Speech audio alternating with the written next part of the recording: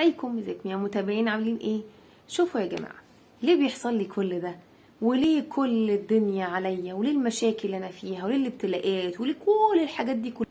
كلنا عارفين ان الاجابه دي اختبارات من ربنا سبحانه وتعالى. لا، خليني اقول لكم بدايه الحكايه.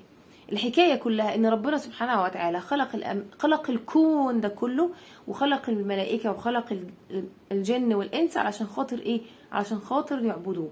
وارسل الانبياء والرسل كمان علشان خاطر يقول لنا ويقول للناس كلها ان الكون ده اله واحد فاعبدوه وعرفوه، وما خلقت الجن والانس الا ليعبدون. ليعبدون يعني ليعرفون، اتعرف على ربنا وعلى باسماء وصفاته. طبعا اول حاجه بنتعرف بيها على اي انسان هو اسمه، زي ما بقول كل مره حتى في كورس بتاعي قيادة حياه باسماء الله.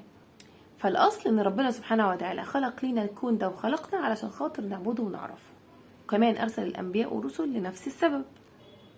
وبالتالي كل اللي بيحصل لك ده علشان خاطر الاصل ان انت المفروض تروح لربنا في وعاء بقى ربنا حطه لك اللي هو اسمه القلب.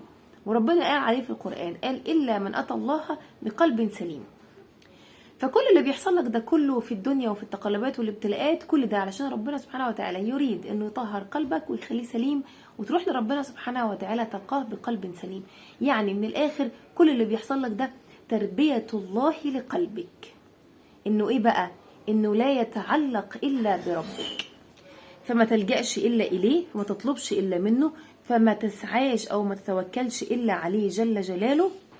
فتأتي الابتلاءات والاختبارات والحاجات اللي بتحصل لك دي كلها عشان خاطر ربنا عاوز يقول لك، او عاوز يريد الله سبحانه وتعالى انه يطهر قلبك، انه يشيل من قلبك ويحررك من كل العلائق والعوائق اللي ممكن تتحط في قلبك بسبب ايه؟ بسبب الدنيا والفتن والتعلق بالاشخاص بالاشياء حتى بالاكل والشرب. فيريدك الله سبحانه وتعالى انك تعيش مطمن ومرتاح وتكمل حياتك بسلام، مش بس في الدنيا وتلقى ربنا سبحانه وتعالى بقلب سليم، زي ما اداهولك سليم ترجعه له سليم. بكل بساطة هو ده انا بيحصل لي كده ليه؟